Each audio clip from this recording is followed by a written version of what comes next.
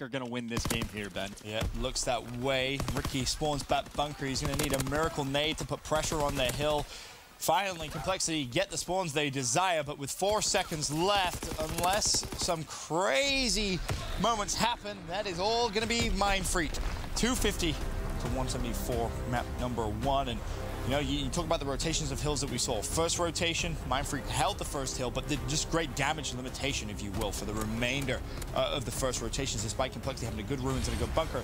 But then after that, it was just almost flawless. Side bomb, one player's on the flank. I'm assuming he gets called out. Buzzo gets that one. So it's not even Fida that's watching the flank. He's going to be in sight, so he gets taken down. So the streaks aren't actually going to be there. Should it matter? No, you still got a 2v1, and you still get bombed down. Dashy's going for the hero play. He's got to play aggressive, and he's got to make a prayer. He finds both, and both find him, and he's going to die in Mind Freak. 2 maps in the bag. You said, Ben, they need to close out series. They're just 1 map away. Yeah, that's what they need, just shy of 4 minutes gameplay in the first half. As Fighter now looking to be aggressive. Finds the first. 2 more players from Complexity trapped over towards Fireside. Finds the second. Flag's going to be pulled. Stays alive. And his teammate with the support here. They can run this one straight through mid-map and potentially even pick up some streaks here. Well, you're going for a Hail Mary nade, but that's not even going to connect. And just like that, Mind Freak is going to be able to get back on the board. But being down 2 flags is not ideal. They're going to want outside of Beer, and honestly, this is the time to go for it. Try and touch that flag, try and get the pull, and this is the pull. Dens grabs it, and looking at the minimap, Blast already overextended. And he actually should be able to get this pull. I don't think Buzzo's going to be quick enough to stop him. The nades and stuns come in. Man's got armored. He's gone, and he's got teammates support. And there's actually one guy in the base of his opponent. Shox is going for the full flank, and he finds 2. Oh, this could be such a good read. Yeah, if you're Blastful, what do? You're stuck. You got to like hang out in lights. You don't know where Shox is, but now you got players chasing you in the back. This is not a fun position to be in. You're looking at Shox to make a play. He might be able to earn some streaks. Did Sensor see him? Did Sensor see him? That's the problem. It doesn't look like it. The streak comes in for Shox, turns around, and it's Dashy with the pick. Buzzo looking to try and get the read, just drops on it, gets it. That is work. Goodness gracious me. Dens, you're a bad man. Buzzo on the front line trying to stop this flag from getting out. Dashy, though, he's going to be gone, and now it turns into a foot race. Dens has to make the play. As long as Dashy just doesn't die or buys his team time, which he's going to do, he gets out with the flag. That's going to be able to send one home. I think Shox is actually calling in a glide bomb, but yeah, Dens is going to have to win the gunfight. Just like that, the flag does get stopped. The only player left alive is going to get shot in the back, and that's Blastful. And I don't think he's going to be quick enough, and even if he is, he didn't win the gunfight. And just like that, I told you, Ben, play the game for Shox to get the streaks that stop the opponent from scoring a flag, going up 4-2, and not only that, you're tying it up at 3-3. And Dens gets a glide bomb as well for his efforts. Running. They don't stay alive here. This is when it gets bad because you're going to have to burn the artillery in a minute left. You can get through that if you're Complexity. They find 2 kills, and yeah, he called the artillery in already. By the time they pull this flag, that artillery might be gone, or they could just pull it out towards lower docks. Fight is getting tagged up from every which way. He's able to stop the flag just for a second. More bodies are going on it, though. Ricky's watching the cut, and that flag is gone. The artillery is still there, though. The artillery runs out. Sensor had fallen over towards Cole's side. Buzzo goes to the peak. A team kill comes through. Ricky on blast. So basically, Shox, he made a play earlier on in the game. Can he make another one? No, he can't. He falls. Complexity will cap that flag with 25 seconds left. Mind Freak, they only have time for 1 push, and they need to fly across the map. The problem, however, Sensor putting pressure on their flag as well. With 16 seconds, you just need to see movement. Yeah, you can't wrap back. You don't have time. Screw Sensor. Go get that flag, and they're pushing forward. If he pulls the flag, good. Yeah, Buzzo and Shox get 1, but they're getting cleaned up. And this is going to come down to a 1v2 situation. Shox doesn't even win it, doesn't get a bullet on him. And just like that, in the final moments, Complexity gets the win 4-3. Ben, do you have a moment to talk about artilleries? You know, we do have a moment to talk about artilleries. It was going back to ventilation room. We'll see if that takes place, but it is Mind Freak with control early on. But this is where you're going to need to see Complexity go for the pinch, work together as a team. Please, for the love of God. Mind Freak are spread, but they have everything covered. Dens wins the first one-on-one. You got a couple more coming in. Buzzo's going to fall. Complexity, they got to make their move. A note, Buzzo spawns out here as well. Complexity just collapsing in on Fighter. He's the last man from Mind Freak on the hill. 3 players go down. Now Complexity take control of the hill. 238 to 230 game. Mind Freak, they have to push, but that's not the greatest nade Buzzo's ever thrown. Luckily, though, Dens does find a pick on a player on the hill. There's still Ricky alive in the hill, though, for Complexity. The collapse is coming through. Hardpoint now going to be contested. 248, 230. Bear that in mind. All Complexity needed 2 more points as Dens looks to go big for the Australians with the support of Shox. Are they going to be able to fully wipe out Complexity? No! Dens falls. Complexity hop in the hill, and Buzzo there. We're going to a Game 5. Love to see some Game 5s, Ben. Love exciting action towards the end. A lot of things could have been done better that game. That nade was about as rough as you could get. Super unfortunate, but it looks like Complexity had the firepower on that final hill. So, again, maybe the rotations aren't as good as you want if you're a Complexity fan, but player comes on the flank, gets shocks, he falls. Dens for the 1v4 with bomb down at A on Forest. It is literally an impossible situation, and Complexity, they complete the reverse sweep in just a heartbreaking fashion. Yeah, I mean, you think about it, right? After game 2, Mindfreak up 2-0, you're thinking, all right, this is fantastic. They lose the CTF by 1 flag. Even though, to be completely frank, it felt like they controlled that map a little bit better, especially in the second half. The second hard point, unbelievably close. Again, they had moments where they controlled it completely. They get to the game 5, and that just didn't. That was the one map I can convincingly say Mindfreak at no point looked better. Yeah, and of course on that map is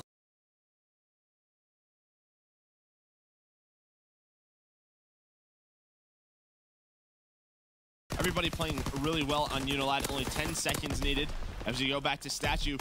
But once again, you know, you talk about everybody being positive. If you win rotations, it's easier to get those kills. Maybe that's where that difference maker of 4 to 5 kills comes in. There we go. Unilad, they're going to take game 1, 250 to 157. And remember, at one point, that barrel building, it was 180 to 150. Low sight.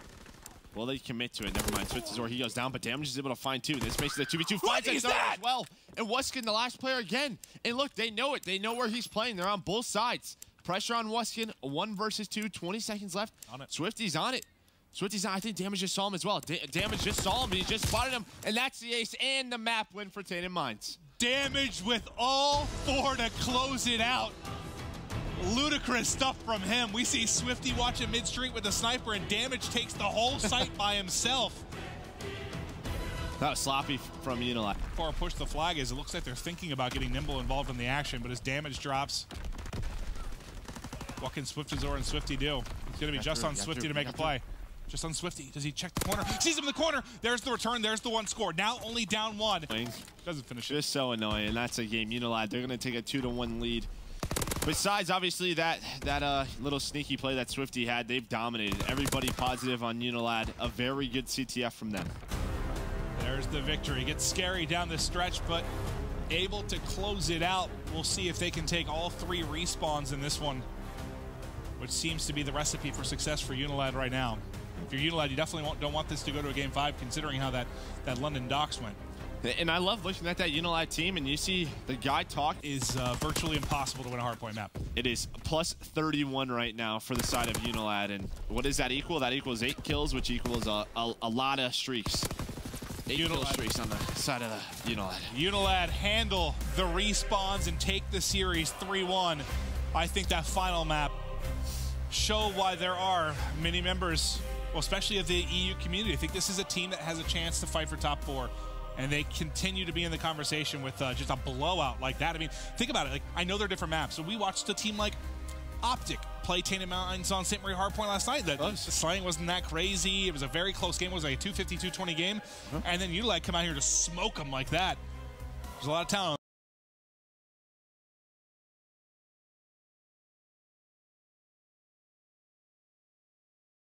Go down on the game clock, rather. He's going to fall 16.6 seconds left. United, they cannot win with a full hold, but they would take the lead. So it's one of these really awkward situations where you almost want to get, maybe around about 10 seconds left, and then just leave the hill and just rotate. It's risky, but it's the only way that you can rotate comfortably enough to maybe even win this game. It's a tough call to make. You got to find a way to win the rotation while denying scrap time, and also you got to keep the time remaining in the game in the back of your mind. TJ, keep in mind, the hard point's contested. Time is winding down. 10 seconds remaining in the game. Just leave it. If I'm United, I say, nah, screw it. Just Rise leave as well. You don't need this time. The problem, why is he staying? TJ should just leave. Yeah, finally he leaves. United, they need to win these gunfights. It's so crucial. Prestini gets a double. 5.7 seconds left on the game clock. Ruins is controlled by United. This is still very possible as Clay picks up the kill on Slasher. Someone's in the hill. No one's in the hill. United, they fall. It was Prestini, and Rise, rightfully so, say don't even touch the hill. Leave it. Let the game clock run out. But for a moment there, it felt like United was about to do the impossible. Yeah, especially off the back off that 3. He's going to find some action early on. 2 fall. almost immediately for E United. Now it's down to Fellow and Clay. And that's the exact same thing they did a few rounds prior. The way they set up that crossfire into that site is so darn good. E United with no answer. Clay 1v4, shots above, and ultimately he falls.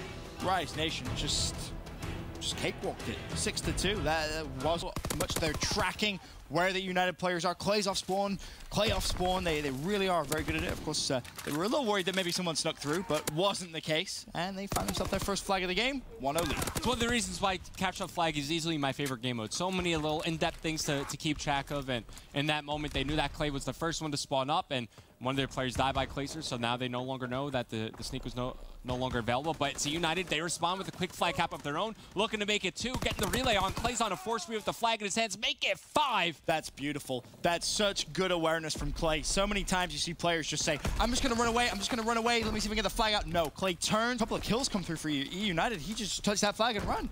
Yeah, he's got to go, especially now it's going to put a timer on this Rise Nation push. And Clay, he's going to go ahead, call him the fighter pilot. Let's see what he can do with it. Immediately, yeah, takes out Gunless. That's going to allow Fellow to, actually Fellow did wind up dropping, so the flag for United or Rise Nation on the map. Gladbomb here to follow up. TJ's actually earning some streaks. He's close to his own artillery barrage. Looney goes for the return. He gets cut down just short. Slasher here, trying to take down Clay, keeping the cellmate alive. Tickling his toes, but the support comes in from Fellow, and now you have a good old-fashioned stalemate situation. But I believe TJ on a 5 streak with flag. He's dangerously close to streaks of his own. And in fact, yeah, you see that 125 away from an artillery, and of course 158 away from that. Speaking of artillery, well, that's that's an artillery barrage on the flag. Yeah, Gunless, he's gonna try and pick that up, just dancing around the backside of the spawn, and you still have that stalemate. He ultimately drops. This is looking good for United. Looney, though, going big doesn't matter. Flat. It's a really cool play from Looney to see. As you're saying, it's one of those plays where if it works out, like, absolutely phenomenal, there's a chance for Rise Nation to win the game. And in that situation, considering where Rise Nation currently stood in the game, you had to make that play happen. You didn't have time to work with. You had to commit with the flag carrier. Unfortunately, E United held on to the defensive end. Pristini winds up getting streaked out from those interactions. But now E United are staying alive in the series and starting to build some momentum. What a CTF that was. To get streaked out. Now they have nothing to work with. Rise Nation, they currently find themselves down by 60 points. They're going to give up these final 20 and invest it in a setup, and rightfully so as you look ahead towards the bottom docks hardpoint. But Clay has something to say about it. He finds one, makes it 2, going to reload, and you know he's going to challenge Looney down low here. Oh, he's on a 6 streak. One more kill for streaks. I'm sorry, Clay. I'll never doubt you again. What was I thinking? 24 and 12, and this is that moment. We mentioned it. We've mentioned it already this game. Getting the streaks, securing the streaks. That's the glide bomb. As E United could really utilize these streaks to close this game out. He's going to slow peek over towards TJ, lands a couple of shots. Waiting for a teammate to come support. Oh, Clay, can he find Gunless as well? Not to fall for E United. It's going to be RC's here trying to follow up. Kills going in favor of Rise Nation, but because E United have control of the spawns, 5 seconds remaining, they could reinforce into the hard point. I think they're going to do it, Ben. I think we're going to game 5. I think you may be right. Prestini's statue puts some shots into Slasher. He's going to fall. RC's looking to pick up a triple kill if he can. 2:49, there's 1 second left. The challenge from E United surely should come through. It does, and E United keep the reverse sweep dream alive. And Clay, if you're watching this back, I apologize, because that was one. Careful not to fall here. His life is huge. He's just come through. I love that. The nades timed perfectly, but RC's just dropped, so now you have a 3v3. Okay, Pristini now to enter to the bomb site, just looking for an avenue of attack. You see around the long flank, it's going to be Fellow working towards that second hard point, just checking things out. Could come up right behind Gunless. You're certainly not expecting this at this stage in the round. This is going to be a free kill. He's got to be quiet, though, and ultimately does find they pick, of course, Armored Energetic, advantage of United. And keep in mind, Fellow and Pristini both have nades to use. Clay also has a concussion, so they could coordinate onto somebody who's maybe going for that bomb plant later in the round. And as TJ goes for this plant, it's all to Slasher to cover all these angles. Do they expect the plant to go through? They have them pinched, and now it just comes down to, can Rise set up here and find a pick? It looks like United, they want to go straight through mid. Fellow, of course, can come from his spawn side. Players are going to be spotted. Prestini falls. Clay was able to find one. Slasher 1v2. Has Clay weak. Covers his angle. Not enough, though. Fellow challenges. And a nice retake from E United. They now put themselves at match point. Because they don't see the early pressure. Really could cement themselves at playoffs. It was too early to say. They have to play everyone twice, and they are still in the first week, but a good first blood from Prestini. He's going to commit. He's going to push forward. You have him tagged up, but you lose the fight. Fellow, he's here for the trade, but he makes his position known as this round slowly starting to crumble. Oh, no. Out of reach for United. Slasher finds his second kill of the round, 11-5 scoreline. Clay's gonna peek out as well. He falls. Don't need to do it. Yes, you have him weak, but you have first. Beth over towards B. United want to hit it. Looney's first into the site. Can he find the gunfight? TJ gets first blood. Prestini and Arsene's there to trade. It's a 3v2 in favor of E United. Slasher still alive. Gunless, the other side of the map. Slasher peeks. He falls, and Gunless. It'd be fitting if he could 1v3 his old teammates. Yeah, he's a bit late on this rotation, though. The bomb should get planted here over towards the B bomb site. Gunless tosses out his nade, clears out the flank, and now he's looking to enter. He may find a pick on one planter. No, not going to happen. There's Prestini, 1v2. Gunless could just destroy E United's hopes and dreams. Actually, still on the site. Plenty of time. That's a nade. Gunless is using Armored. Playing RC's still in sight. 30 seconds remaining, and he's going to reposition over towards top red. Oh, They're not anticipating this. Oh, this it's going to be up to RC's behind the bomb. Wait, Clay, do you hear him? Do you hear him, Clay? Gunless is going to peek on out. Clay spots him. Clay versus Gunless, it's not gonna happen. It looks so close, and you can hear the hype from E United. It would have been such a crazy story if Gunless 1v3'd in round 11 against his old teammates, but it isn't the case, and E United gets such a crucial win against another playoff contender. Absolutely, the reverse sweep against the best team in World War II. You'll love to see it. The guys on E United, they are fired up, and for good reason. Multiple members stepping up in that final map. Although they had the chance to maybe close it out a little bit earlier, they get it done in the final round available to them. Well done, and many props to E United. Now you see. All right, and then finally you did just hand Rise their first loss so far during this stage of the Pro League, and we saw things getting, really heated. You guys were so excited right after that win. Can you tell us how you were feeling in that moment? Well, me and Danny had some choice words for each other. He's definitely the sorest loser I've ever played against. I popped off over here after we won, and then he kind of took offense to that. He's like, best team in the game, you're talking shit about my team. And to be honest with you, it's like, you just gotta lose in grace, and I know I'm one to say that because I'm a really bad loser as well, but I don't understand why he has to talk to me every time afterwards and try and come at me and literally says almost fighting words. So, I respect Danny as a player. He's won championships, and I think he's won 2 this year, and honestly, it's impressive, but I don't take the disrespect, and especially after we win a close series like that. So, good games with them. I hope he doesn't take it personally, but he definitely did. All right, well, thank you so much for the interview. This has been your PlayStation Instant Reaction.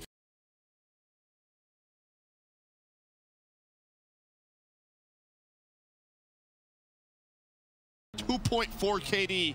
If you're a Green Wall fan, you are happy he is on this roster. Just 8 more seconds needed. But again, look, Scump can just roam freely. He can pick up cuts. Him and Krim are going to be so tough to deal with on a Gibraltar map. And obviously, again, when you talk about Gibraltar, 2 AR setup, Octane and Methods, it has to favor those two. Well, the streaks continue to come in, and there's the final second. Octane, he's hyped. Statistically, a phenom in that game 1, putting up LeBron-like numbers.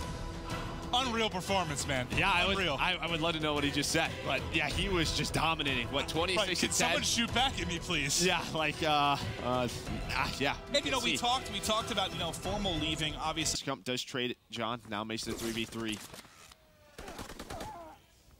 Nice job there, working together. As Octane finds 2 kills, 4 in a row. Smiles on the faces of Optic Gaming.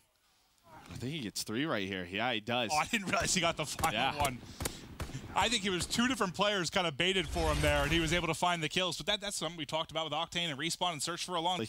I don't know if he's trying to play an off angle, whatever it is.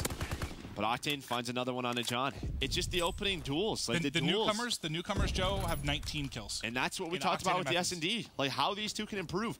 Their 2 stats over this year in Search and Destroy were absolutely ridiculous. And that's where Optic was struggling. That is it. There you go. Just like that, a 6-2 victory for Optic Gaming to give them a 2-0 lead. They continue to look impressive in this series. They continue to look impressive in Search and Destroy. And that, you think about one thing that we always talked about, the former Optic Dynasty. We talk about that team. In the back, Scump, though, he cuts off the reinforcements. This is the one-on-one, and Octane wins it. And there we go, Scump finds 3. Scump with the difference-making play. 3 in a row, wraps back to find the 4th. And that's going to be the first cap on the board with 2.5 remaining. Optic finally open up the game. Fighter pilot. Does he feel obligated to use it here is Luminosity soaring forward. There's the opening gunfight. You think Octane's going to have to maybe call something in. 2 players now down for Optic. It's going to be on Methods and Grim. It's on Methods. Octane, he's not up. He can't make the play with the streak, so that flag's going to be out. It's John off to the races. That's a big kill as well. But here we go. This is what we always talk about, that overextension. It's going to be JCap versus Scump. That one-on-one can at least find JCap. No, JCap has Mount now, and that's a big play because Scump could have went for the flag. There we go. There's the spot. You can see the pressure coming in from middle. He's going. He can't get in. He can't get in. But there's a team kill. He can't get the return because the artillery is actually down. Towards the end of the game, and he's able to win that gunfight, gets the return. A huge play from the King himself. But yeah, Methods 22-12. For a long time, Methods was regarded as one of the best Ardennes Forest maps, or players. Yeah. And that's a 3-0 for Optic Gaming. A huge play, a huge win from them. A convincing 3-0. Yes. A very convincing 3-0. You blow them out in the game 1. You dominate them in the game 2. And sure, it's close throughout the game 3, but that speaks more, I think, to the map that is Ardennes Forest and the style these two teams were going for once they got that first score on the board. And